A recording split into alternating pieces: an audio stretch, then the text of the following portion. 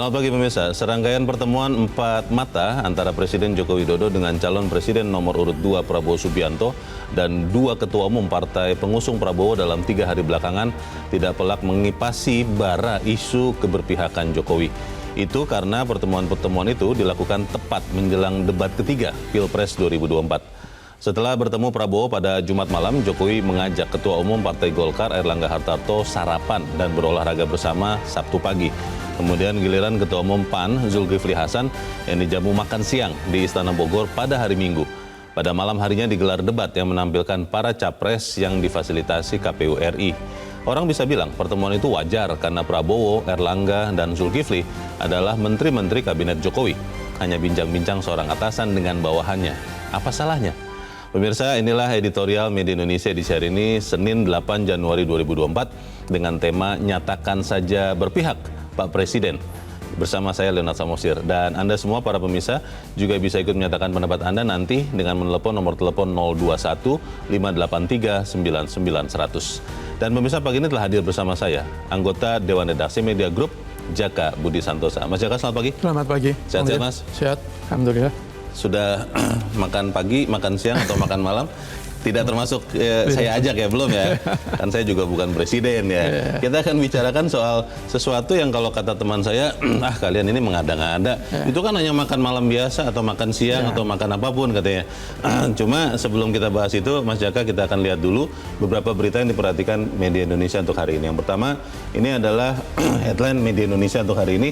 Mohon maaf, ini adalah hasil dari debat tadi malam ya. Malam. Dikatakan di headline Media Indonesia, Mas Jaka, rapor merah Menhan Prabowo.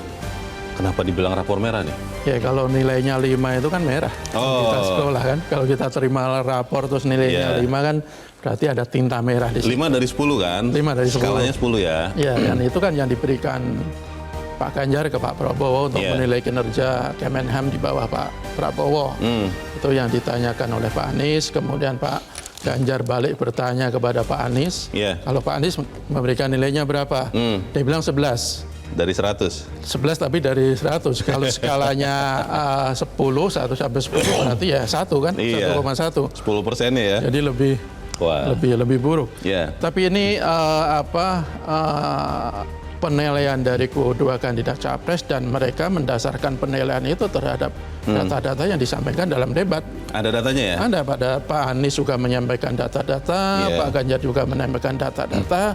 Sayangnya Pak Prabowo tidak mengkanter penilaian itu dengan data-data. Karena tadi malam kata Pak Prabowo, waktunya tidak cukup, nanti saja di tempat lain saya akan jelaskan sejelas-jelasnya. Saya transparan kok. Nah itu kan bisa juga dong, Mas Jaka? Iya, tidak bisa dong, namanya debat itu kan harus bisa memanage waktu. Kalau KPU sudah menetapkan waktunya memang cuma semenit, 2 menit ya harus dimanfaatkan semaksimal mungkin. Itu adalah gunanya debat, itu adalah gunanya seorang calon presiden untuk bisa menjelaskan kepada publik dalam waktu yang sesingkat apapun. Yang ada yang mengatakan begini, Mas Jaka, kalau pemimpin itu tidak perlu tahu detail, itu data itu nanti urusan anak buah. Yang penting gagasan, sikapnya itu yang tegas, dan itu ada pada seorang Prabowo. Bagaimana, Mas Jaka? Enggak, saya pikir kemarin juga bukan soal terlalu detail, tapi soal persoalan yang cukup makro juga, kan soal anggaran. Kemudian soal kebijakan pembelian alutsista bekas, itu bukan soal detail, tapi soal kebijakan yang sangat berpengaruh terhadap baik terhadap anggaran maupun terhadap pertahanan kita. Jadi ya kalau kita lihat semalam itu kan Pak Prabowo ya boleh dibilang kedodoran ya. Padahal sebelumnya kan diunggulkan karena dia latar belakangnya militer, kemudian juga Menteri Pertahanan, tetapi kan kalau unggulan itu emang belum tentu menang. Baik, kita ikuti nanti, berarti masih ada 2 debat lagi ya, yang tersisa sampai kemudian nanti kita mencoblos pada 14 Februari. Kita ke berita selanjutnya di halaman 2 kali ini, pemirsa, di halaman dalam harian Anda. Nazar pemilu jadi gerakan dahsyat. Nazar ini kan maksudnya semacam janji ya, sumpah begitu ya. Ini maksudnya apa nih nazar pemilu, Mas? Najar itu kan janji ketika apa yang diinginkan kan kesampaian. Oke. Nah ini kan yang sekarang lagi trending, lagi merebak di kalangan masyarakat. Ya mereka akan berjanji melakukan sesuatu ketika jagoannya itu nanti menang dalam pilpres. Kebanyakan ini yang dari anak-anak muda pendukung Anies. Ada misalnya yang janji untuk memberikan susu gratis kepada masyarakat jika nanti Amin menang. Susu gratis? Ada susu gratis. Bukan di Car Free Day kan? Bukan ya. Kemudian juga ada yang berjanji nanti akan memberikan tip and tricks bagaimana bisa mendapatkan beasiswa. Ini disampaikan oleh salah satu lulusan ITB yang katanya mendapatkan 3 beasiswa. Ada juga yang ingin memberikan pendampingan untuk mendirikan akte perusahaan atau segala macam.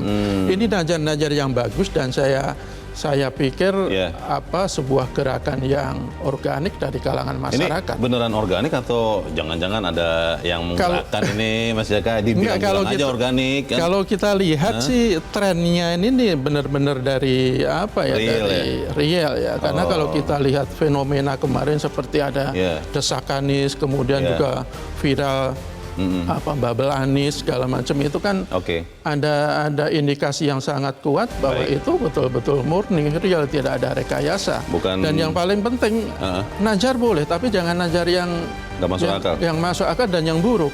Kalau kita lihat kan ada juga di video yang viral ada najar yang katanya jika Pak Prabowo kalah dia akan menceraikan istrinya. Ada. Itu lagi ramai juga. Ya, itu janganlah kalau janji yang baik-baik. Itu mungkin gangguan jiwa itu, Mas Jaka, tidak usah didengarkan, jangan sampai diikuti. Kita harapkan bahwa apapun yang diharapkan oleh rakyat itu benar-benar sesuatu yang berguna untuk orang sekitar ya, itu saja.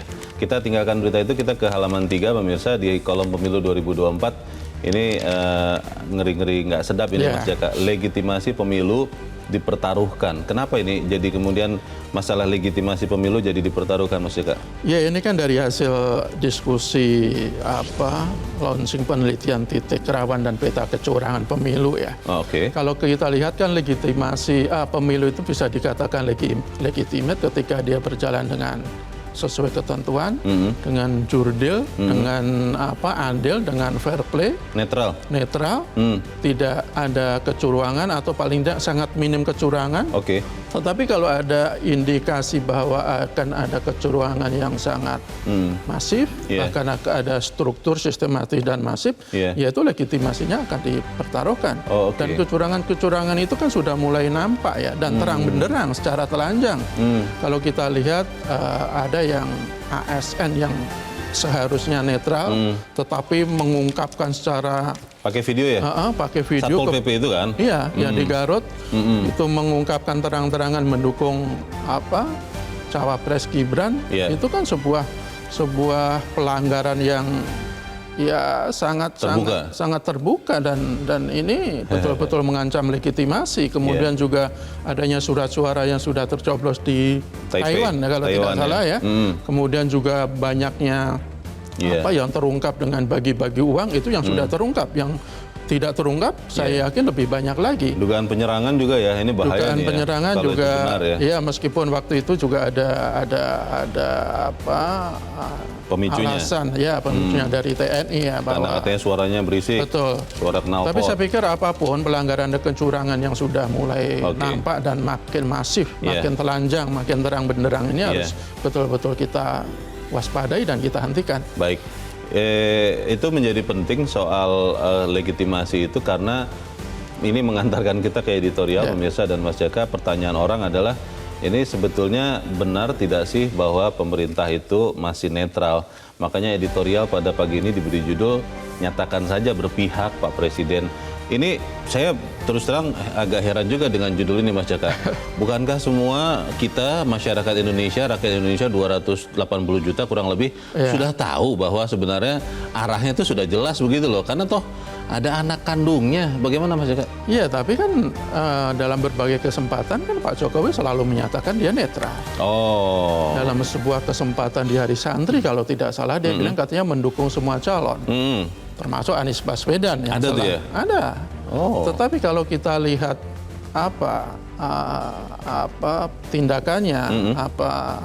langkah-langkah yang dilakukan oleh Pak Jokowi itu kan sangat jelas bahwa ya berpihak. Ada keberpihakan. Ada keberpihakan. Oke. Apalagi tadi disebutkan Bung Leo ada anaknya di situ. Ya jelas lah. Jadi ya kalau gitu ya mendingan sekalian aja terbuka bahwa saya berpihak ke Prabowo Gibran, misalnya begitu, daripada bilangnya netral, tetapi sebenarnya tidak. Ya ada indikasi sangat kuat keberpihakan.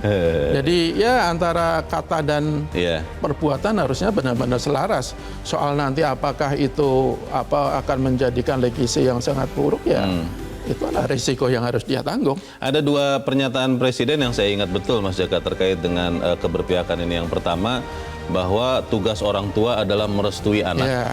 Lalu yang kedua, Presiden juga pernah mengatakan, kami ini juga politisi loh. Dan politisi itu boleh menyatakan pilihannya. Nah itu kita akan bahas, Mas Jaka, dan pemirsa, inilah editorial Media Indonesia untuk hari ini, Senin 8 Januari 2024. Nyatakan saja berpihak, Pak Presiden.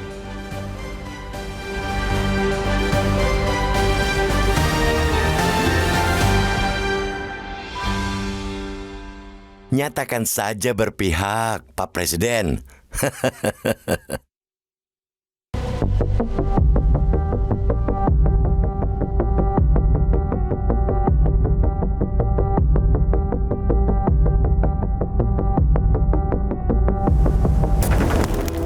Serangkaian pertemuan empat mata Presiden Joko Widodo dengan calon Presiden nomor urut 2 Prabowo Subianto dan dua ketua umum partai pengusung Prabowo dalam 3 hari belakangan tidak pelak mengipasi para isu keberpihakan Joko Widodo.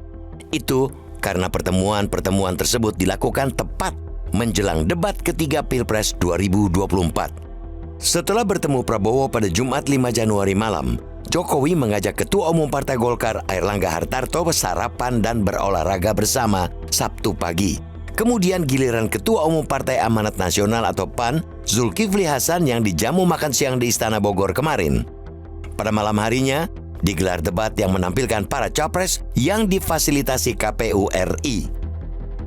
Orang bisa bilang, pertemuan itu wajar karena Prabowo, Airlangga, dan Zulkifli merupakan menteri-menteri kabinet Jokowi.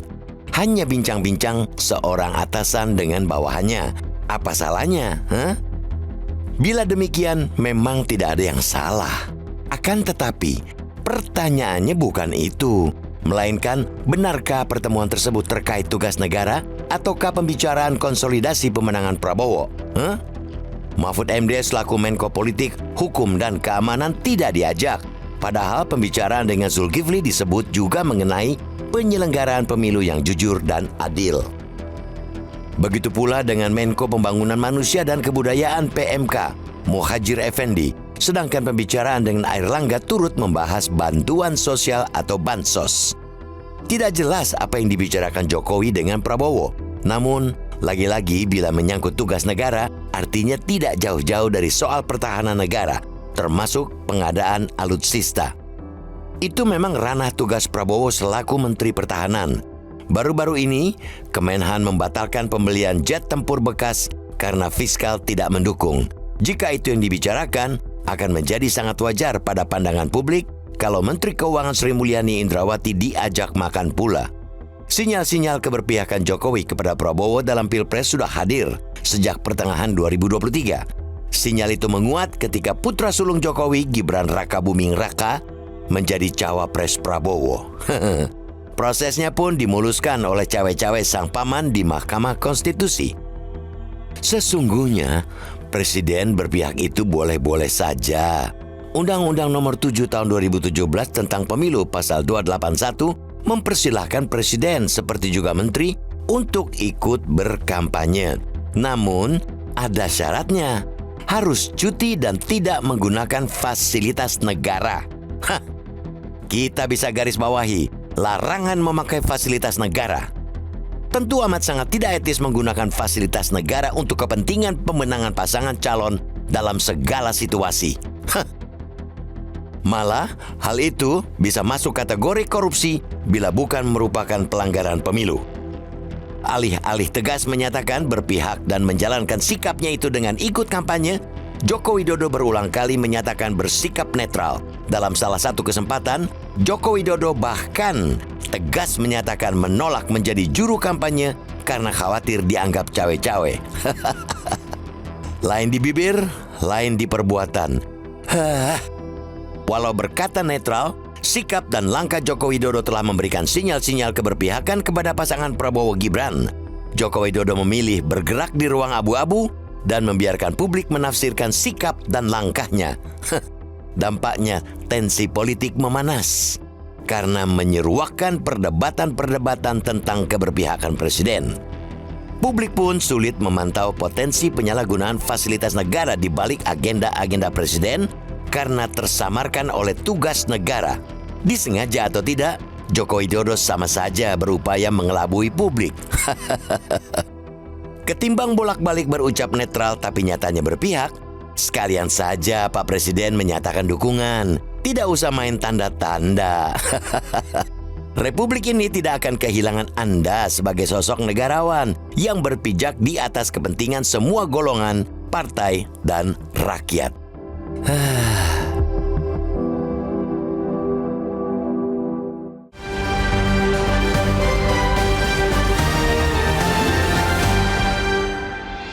Di bagian berikut Anda bisa menyatakan pendapat Anda terkait editorial pagi ini, pemirsa. Untuk saat ini, tetaplah bersama kami.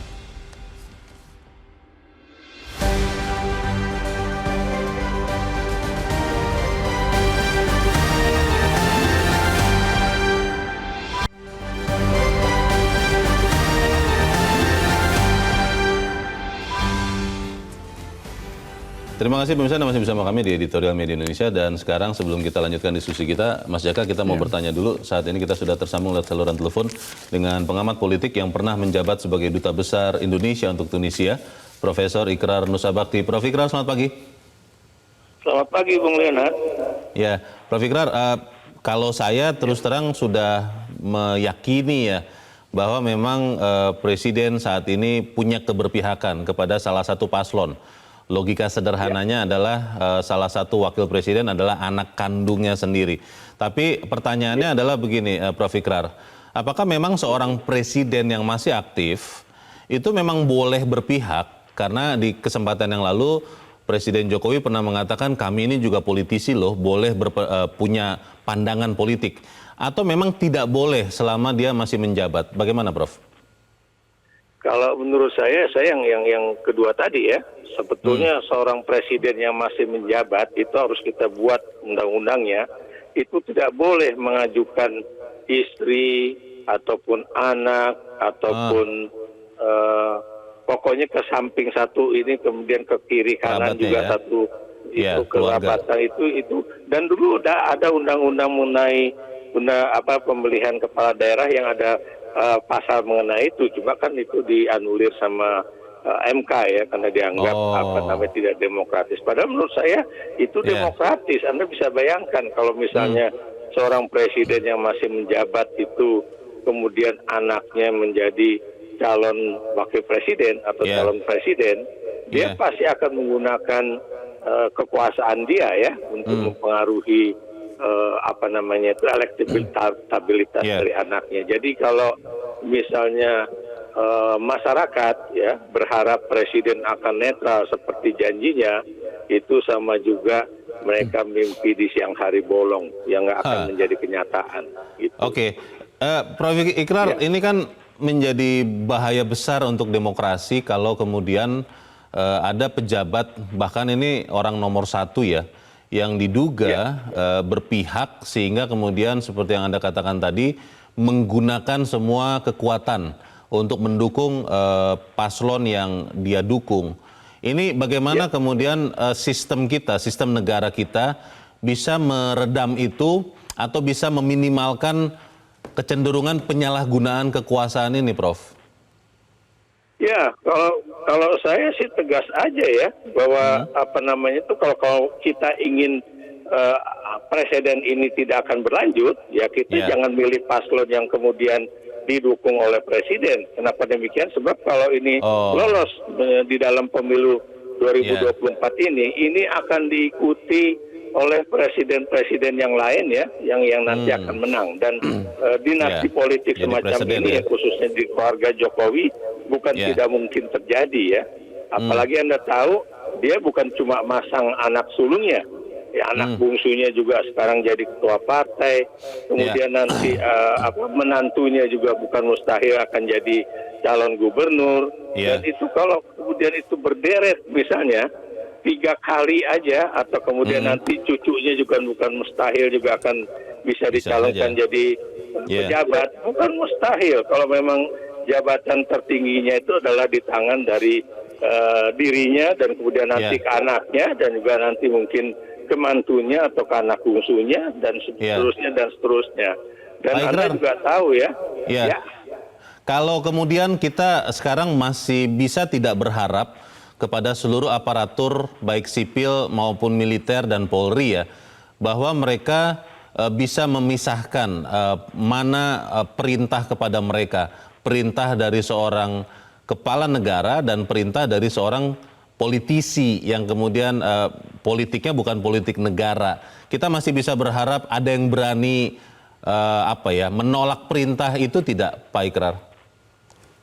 Menurut saya itu hampir-hampir tidak mungkin ya, dan saya mungkin ingin mengingatkan kembali ya sejarah ya, ketika dulu kami merancang undang-undang TNI ya, waktu itu almarhum Munir masih hidup ya, dan teman kami Munir itu mengajukan satu pasal di mana seorang anggota TNI itu harusnya boleh tidak melaksanakan perintah dari atasannya jika perintah itu tidak sesuai dengan tugas pokok dan fungsi dari TNI ya. Atau juga tidak sesuai dengan tugas-tugas dia sebagai seorang anggota militer ya. Saya beri contoh misalnya ya, apa yang terjadi di di Jawa Tengah kemarin ya, itu seakan-akan itu adalah suatu tindakan self defense kata Kasat pada saat itu ya.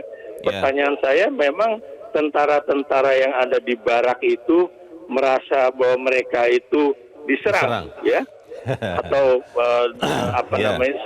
nyawa mereka itu dalam keadaan bahaya, terancam, sehingga kemudian mereka boleh kemudian keluar dan kemudian memukuli orang apapun alasannya ya. Baik. Apa kemudian memang sudah Prof. Ikrar, ini parahnya sehingga kemudian polisi nggak bisa nangani itu.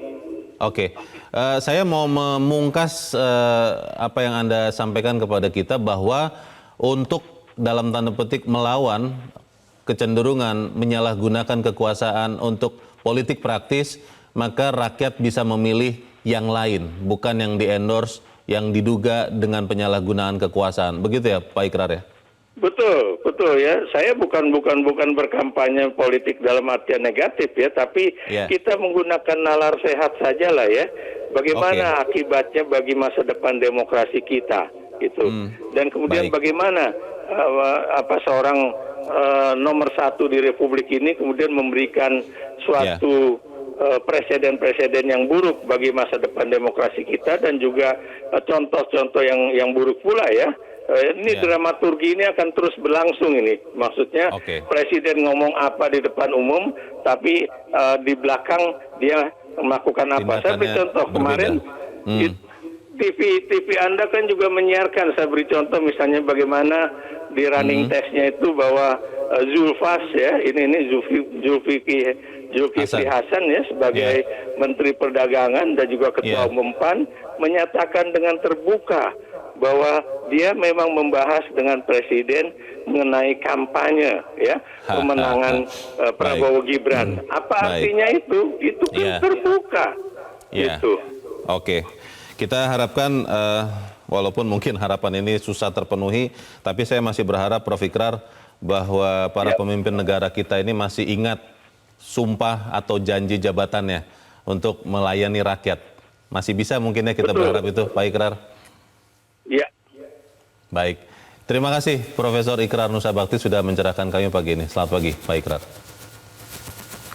Mas Jaka, kalau memang nyata-nyata bahwa kepala negara yang juga kepala pemerintahan, presiden, sudah berpihak, ini kan akhirnya menjadi satu contoh yang tidak baik ya untuk demokrasi. Dan tadi Pak Ikrar sih mengatakan dengan cara melawannya, dengan cara memilih yang tidak didukung oleh kepala negara ini. Bagaimana Mas Jaka? Ya, kan kita sudah sangat sering ya mengingatkan agar presiden itu betul-betul netral, betul-betul menjadi presidennya semua orang, menjadi presidennya seluruh capres dan cawapres.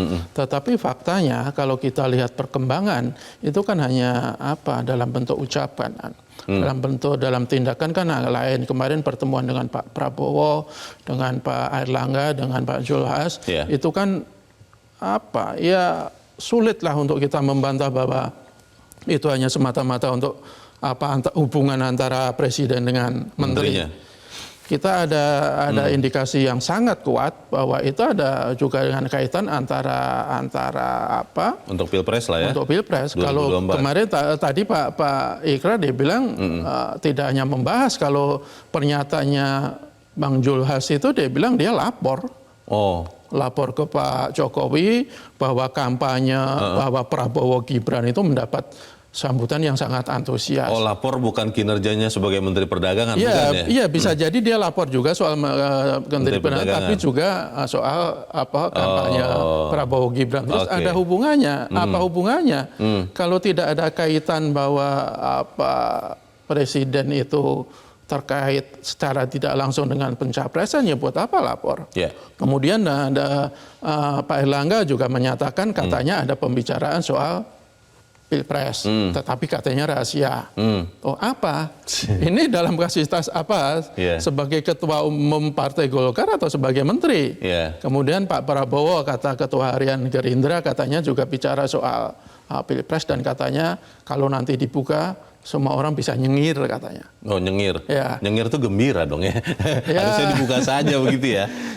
Jadi ada indikasi sangat kuat lah bahwa presiden ini tidak semata-mata hubungan antara presiden dan menteri dalam pertemuan kemarin, tetapi sangat mungkin itu membicarakan soal pilpres. Dan kalau pilpres tidak mungkin lah Pak Jokowi itu mungkin untuk memenangkan calon-calon yang lain, karena dia bicara dengan orang-orang dengan calonnya Pak Prabowo dengan Gibran. Jadi kalau tadi kita harus melawan, ya harus kita lakukan perlawanan seperti itu. Caranya apa? Ya jangan pilih calon yang mungkin di-endorse oleh presiden. Dan kalau kita lihat dari hasil survei beberapa lembaga yang kredibel, meskipun surveinya sudah agak lama, sekitar September atau Oktober, saya agak lupa, itu hanya 18,1% pemilih yang akan menuruti rekomendasi yang diberikan oleh Pak Jokowi. Jadi sebenarnya juga tidak terlalu besar. Dan kalau itu yang terjadi, berarti pemilih kita itu ya semakin cerdas, semakin pintar, dan ya mudah-mudahan ini betul-betul diterapkan nanti dalam pemilihan suara nanti. Masalahnya Mas Jaka kan begini ya, kalau seorang RI 1 diduga kuat tidak netral, memihak kepada salah satu paslon, maka kan logikanya RI yang berikut-berikutnya, anak buahnya, baik di sipil, militer, polisi, dan yang lain-lain, itu akan tunduk kepada perintah atau bahkan di banyak kejadian dalam tanda petik berinisiatif. Tidak diperintah, tapi karena mungkin ingin mencari muka begitu kan, supaya kemudian tetap aman jabatannya, supaya malah bisa jadi promosi. Mereka melakukan tindakan-tindakan yang tidak netral. Nah ini kan pertanyaannya, apakah kemudian kekhawatiran ini akan terus menjadi masif? Karena kita lihat juga Bawaslu mungkin juga terlanda ketakutan yang sama, atau kita bisa memastikan bahwa pemilu 14 Februari masih bisa netral. Kita harus jeda dahulu, pemirsa tetap bersama kami, Editorial Media Indonesia segera kembali.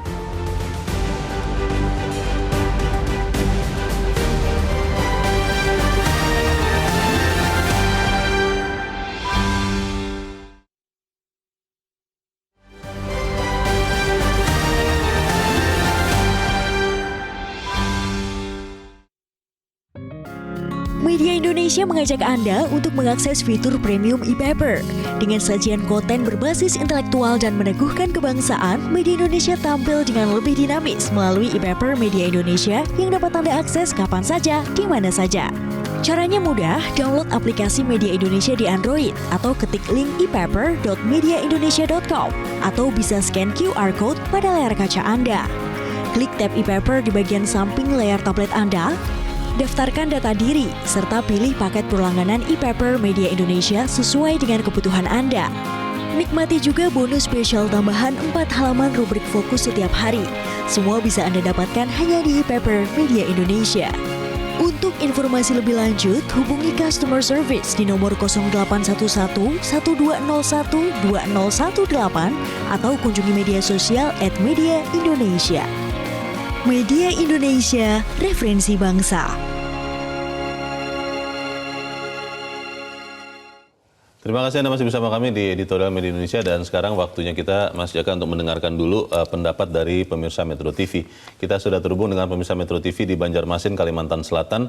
Ada Pak Tasrik Usman. Pak Tasrik, selamat pagi. Selamat pagi Mas Leo, selamat pagi Bang Jaka. Assalamualaikum warahmatullahi wabarakatuh.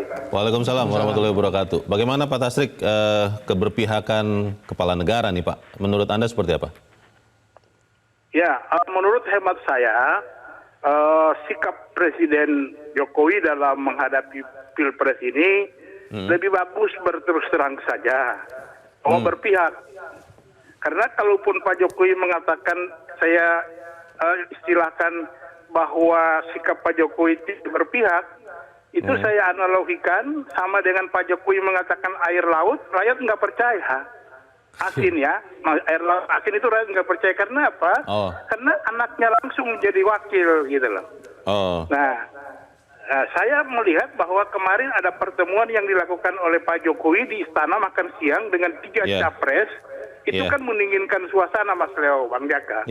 Tetapi dengan adanya 3 hari berturut-turut ini lagi ada pertemuan dengan calon presiden, kemudian dengan 2 ketua umum partai koalisi, ini malah membuat suasana lagi panas dan rakyat makin tidak ingat bahwa seorang pemimpin itu kalau dia akan diminta beribawa, maka di ujung lidahnya itu harus dipegang. Apakah itu sesuai kata dan perbuatan? Jangan sampai ada judul lagu, lain di bibir, lain di hati. Kemudian yang berikutnya, sikap-sikap politik yang diambil dengan tidak menentu dan tidak transparan oleh Pak Jokowi, ini terus terang, ini merugikan Pak Prabowo sendiri. Artinya, masyarakat melihat bahwa pendidikan politik ini tidak baik, sehingga orang yang tadinya senang sama Pak Prabowo jadi antipati karena Presiden menunjukkan cara-cara pendidikan politik yang tidak sehat. Dan terakhir, saya berharap bahwa sebaiknya Pak Prabowo dan timnya segera introspeksi, jangan selalu melekat kepada Pak Jokowi karena ini akan sangat merugikan untuk pemenangan Pak Prabowo itu sendiri. Terima kasih. Terima kasih Pak Tasrik Usman di Banjarmasin, Kalimantan Selatan. Selamat pagi Pak. Di belakang Pak Tasrik ada Pak Sukarwan di Temanggung, Jawa Tengah. Pak Sukarwan, selamat pagi. Selamat pagi Bang Leo, selamat pagi Metro TV. Selamat pagi Pak Sukarwan. Bagaimana Pak, ini berpihak atau tidak nih Presiden menurut Anda Pak Sukarwan? Singkatnya gini, nanti saya tambahi keterangannya. Saya setuju sekali dengan penelpon pertama. Jadi sekarang masyarakat dikatakan sudah cerdas, sudah bisa menilai orang kampung, buruh bangunan, buruh tani, Pak Jokowi itu orang netral. Kalau makan siangnya itu 3 hari berturut-turut dengan ketua parpol beda koalisi masih agak dimaklumi. Lah ini satu koalisi. Bagaimanapun kan putra sulungnya jadi RI kedua kan mesti memperjuangkan putra sulungnya. Mungkin ya, ini mohon maaf manajemen saya, mungkin barangkali suatu saat Pak Prabowo menang, terus Pak Prabowo mangkat atau wafat atau berhalangan tetap, nah Gibran jadi RI 1. Negara sebesar ini apa mau dipimpin anak umur 35 tahun, sementara jenderal umurnya 50 tahun ke atas.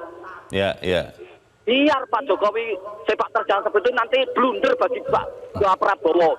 Masyarakat sudah cerdas. Saya dukung Anies Baswedan. Baik. Jangan berkampanye di sini. Terima kasih Pak Sukarwan di Temanggung, Jawa Tengah untuk pendapat Anda. Selamat pagi Pak. Di belakang Pak Sukarwan masih ada pemirsa Metro TV, kali ini di Sulawesi Tengah ada Pak Ismail. Pak Ismail, selamat pagi. Pagi, ya. Selamat pagi Pak Ismail. Di kota mana Pak, kalau boleh tahu Pak? Morowali. Oh, Morowali ya. Baik. Silakan Pak Ismail di Morowali, Sulawesi Tengah. Untuk pendapat Anda Pak, langsung saja silakan. Saya kira bagi saya sebenarnya tidak perlu lagi bertanya memihak atau tidak. Yang jelas bagaimanapun pernyataannya netral, saya rasa tidak akan netral. Kenapa? Karena yang terlibat adalah keluarganya. Jadi bagi saya bahwa hari ini kita sebenarnya krisis aturan mengenai pemilu. Jadi krisis aturan. Saya kira aturan harus diperbaiki. Kenapa? Kalau Pak Jokowi, presiden kita itu berkata cawe-cawe, dia tidak netral. Karena sesungguhnya kata netral itu sesungguhnya orang yang tidak memilih orang netral. Tapi sepanjang orang masih memberikan suaranya, itu tetap dia tidak netral. Jadi kata netral, sesungguhnya yang disampaikan ini adalah netral bagi tidak berkampanye, bagi orang-orang yang tidak tetap. Jadi tidak hanya krisis aturan hari ini. Baik. Pak Ismail, mohon maaf komunikasi kurang bagus, tetapi kita menangkap pesan Anda bahwa menurut Anda Pak Jokowi tidak netral. Terima kasih Pak Ismail di Morowali, Sulawesi Tengah untuk pendapat Anda. Selamat pagi. Ini menarik Mas Jaka, kalau didengarkan tadi pendapat Pak Tasrik ya dari Banjarmasin, bahwa kalau ini terus dilakukan, maksudnya Prabowo terus dalam tanda petik menempel ke Jokowi, ini malah bisa merugikan Pak Prabowo-nya sendiri, karena menurut Pak Tasrik ada sekian orang yang tadinya mendukung Prabowo, melihat langkah Jokowi, itu akhirnya malah jadi tidak mendukung Prabowo. Itu bagaimana? Ya, itu kan kalau kita lihat hasil survei juga seperti itu ya, bahwa sebenarnya Pak Jokowi itu meskipun tingkat kepuasan publik masih sangat tinggi. Katanya kata survei kan? Ya. Kata survei yang entah kapan dan belum diupdate sampai sekarang. Betul. Jadi tidak otomatis menjamin bahwa apa yang dia endorse itu akan diikuti oleh rakyat. Tadi yang tadi kita bilang itu cuma 18,1% lah. Waktu itu? Ya sekitar bulan September lah. Iya, kalau di survei sekarang mungkin sudah berubah lagi. Bisa kan? Ya tidak tahu apakah lebih tinggi atau lebih lebih tapi turun. Masih berubah lah itu. Betul. Enggak, tapi apapun begini, apa yang dikatakan, apa yang disampaikan oleh 3 penelpon itu kan dia sangat berharap bahwa presiden itu netral. Dalam arti sebenarnya netral ya. Bukan bilang netral tapi di belakangnya sebenarnya berpihak. Ya, kalau perkataan dan perbuatan sama, tidak memihak siapapun. Tadi kan juga ada yang disoroti soal pertemuan dengan Pak Prabowo, Pak Erlangga itu kan justru memanaskan situasi. Ya, Pak Sukarwan bilang harusnya makan siang juga dengan ketua umum yang lain, bukan hanya pendukungnya. Waktu itu ketika Pak Jokowi itu mengumpulkan 3 capres itu kan udah mulai mendinginkan suasana itu. Bagus itu ya. Tetapi itu pesannya harusnya sampai nanti pemilihan itu jangan melakukan hal-hal yang seperti ini, apalagi bertemu khusus dengan Pak Prabowo. Kalau urusan dinas bisalah di sidang kabinet atau bersama-sama. Kan. Jadi publik itu tidak memiliki penilaian yang aneh-aneh, tafsiran yang berbeda-beda, dan tetap yakin bahwa presiden itu netral, meskipun keyakinan itu masih sekarang jauh lah ya. Tapi Mas Jaka sedikit ini, saya barusan terpikir, lebih bagus seorang kepala negara presiden bertemu dengan Pak Prabowo, dengan Pak Zulhas, dengan Pak Erlangga dengan tertutup. Tidak ada publikasinya sama sekali, atau memang karena katanya mau transparan seperti yang sudah terjadi ini, semua terlihat, semua orang tahu. Lebih bagus yang mana? Ya, kalau ini kan sebenarnya kalau orang politik ini kan tidak kebetulan. Kenapa pertemuan itu sengaja diviralkan. Pak Prabowo bahwa setelah bertemu dia juga langsung upload, ya kan? Itu memang ada desainnya. Saya pikir pasti ada. Bisa jadi ini untuk menegaskan kepada publik bahwa posisi Pak Jokowi itu memang ke Pak Prabowo.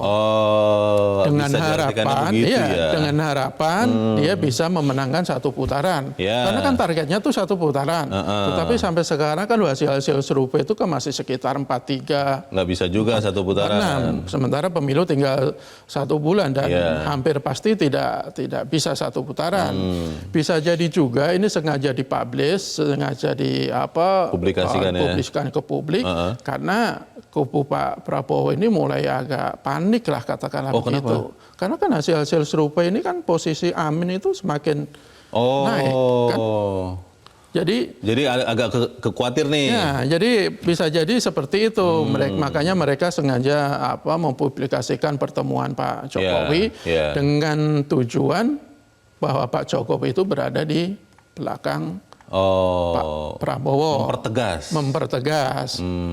Tapi ya makanya kalau emang ininya begitu ya sudah ungkapkan saja bahwa saya berbeda.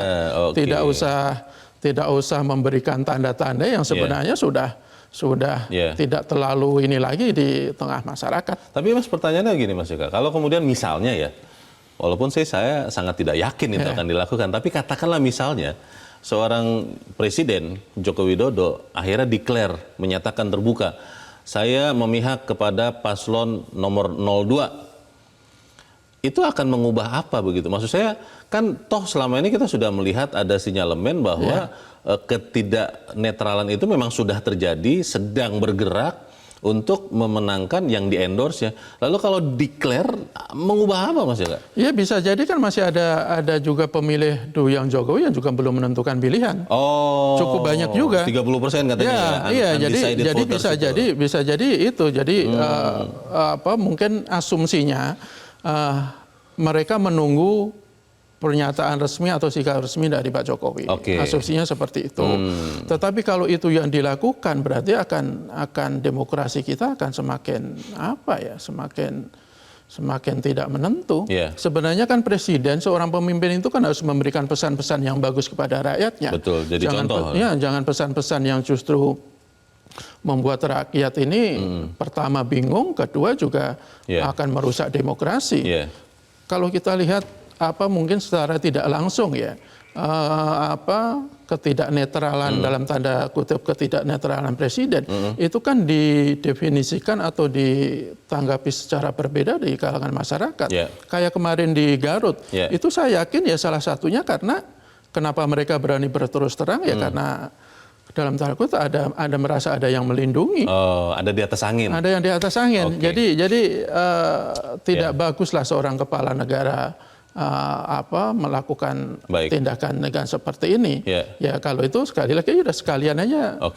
Jadi publik benar-benar tahu posisi presiden kita itu seperti apa. Baik, kita harus jeda dahulu Mas Joko dan pemirsa tetaplah bersama kami Editorial Media Indonesia segera kembali.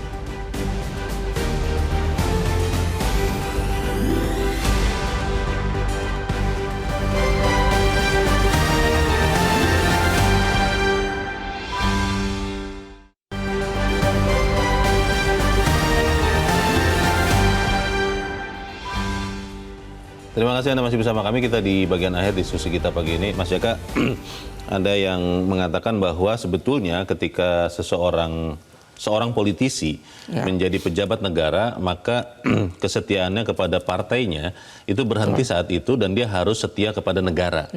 Itulah seorang negarawan. Ada juga yang mengatakan bahwa seorang pemimpin itu harus walk the talk. Dia bilang mau ke kanan, dia benar-benar ke kanan atau sebaliknya. Dari apa yang terjadi sekarang, pelajaran seperti apa yang didapat oleh kita sebagai rakyat Indonesia? Ya, mungkin kita bisa mengutip bukunya Bland ya, 2020 yang Man of Contradiction itu kan. Ya, sebenarnya ya pemimpin kita itu harusnya tidak seperti itu. Antara kata dan perbuatan itu harus satu frekuensi. Harus sama. Tidak boleh tidak boleh inkonsistensi. Tidak boleh dulu bilang A, kemudian bilang B, kemudian bilang C, dan celakanya model-model seperti itu ya mulai ditiru oleh orang lain atau keluarganya. kalau pemimpin bersikap seperti itu, ya itu adalah sebuah cermin bahwa negara kita itu ya tidak akan baik-baik saja. Sedang mundur ya demokrasi. Sedang mundur demokrasinya. Padahal kalau kita berkali-kali ungkapkan bahwa demokrasi itu kan karya agung dari reformasi. Iya. Ketika demokrasi yang sudah mulai berjalan bagus, kemudian justru ada upaya-upaya untuk merusaknya, ada upaya-upaya untuk menarik mundur kembali, ya itu kan sebuah kerugian yang sangat besar. Iya. Dan tanda-tanda ke arah sana itu kan belakangan akan semakin kelihatan. Kan? Maka sebenarnya kita selalu mengingatkan kepada Pak Jokowi, ya secara umum kan banyak yang menilai dari banyaklah ya kelebihan yang sudah dia lakukan. Kita juga tidak menutup mata. Makanya akan lebih bagus kalau dia meninggalkan warisan yang bagus juga dengan meninggalkan legasi yang bagus. Salah satu legasi yang bagus yang harus dia tinggalkan adalah demokrasi. Kalau infrastruktur bagus, pembangunan ekonomi bagus, tapi kalau demokrasinya rusak, itu akan merusak semuanya. Karena demokrasi itu bukan lagi tapi sebuah kebutuhan, kebutuhan sebagai sebuah bangsa. Itu arahan hidup kita, falsafah hidup. Betul. Kalau tidak ada demokrasi, apakah kita akan kembali lagi ke zaman Orde Baru misalnya? Ketika itu katanya barang-barang murah tapi hidupnya terkekang, kan kita tidak mau juga. Waktu itu kalau tidak salah itu Wakanda yang sesungguhnya tuh, atau Konoha yang sesungguhnya. Iya, jadi Pak Jokowi sayanglah kalau umpamanya mengakhiri jabatannya dengan catatan yang sangat buruk karena merusak demokrasi. Tapi kalau melihat semua tanda-tanda terakhir, mungkin sulit ya untuk kita berharap bahwa legacy yang kita harapkan ideal itu akan tercipta. Betul. Itu bagaimana itu Mas? Iya, saya juga tidak terlalu berharap lagi Pak Jokowi akan tiba-tiba berubah sikap, balik badan, kembali lagi ke relnya, ke rel yang benar. Tapi makanya sekali lagi ya tergantung, kalau Pak Jokowi tidak mau ini, ya rakyatlah yang harus memberikan perlawanan dalam tanda kutip atau memberikan koreksi dengan cara yang lebih cerdas. Baik, kita percaya rakyat kita sudah cerdas. Mas Jaka Budi Santosa, terima kasih sudah hadir di tempat ini. Selamat pagi Mas. Selamat pagi. Pemirsa, disengaja atau tidak, Jokowi sama saja berupaya mengelabui publik ketimbang bolak-balik berucap netral, tapi nyatanya berpihak. Sekalian saja, Pak Presiden, nyatakanlah dukungan, tidak usah main tanda-tanda. Republik ini tidak akan kehilangan Anda sebagai sosok negarawan yang berpijak di atas kepentingan semua golongan, partai, dan rakyat. Meskipun kalau saya boleh meminta, tetaplah ingat kepada sumpah dan janji jabatan Anda. Saya Leonard Samusi, berterima kasih Anda sudah menyimak editorial Media Indonesia untuk pagi ini.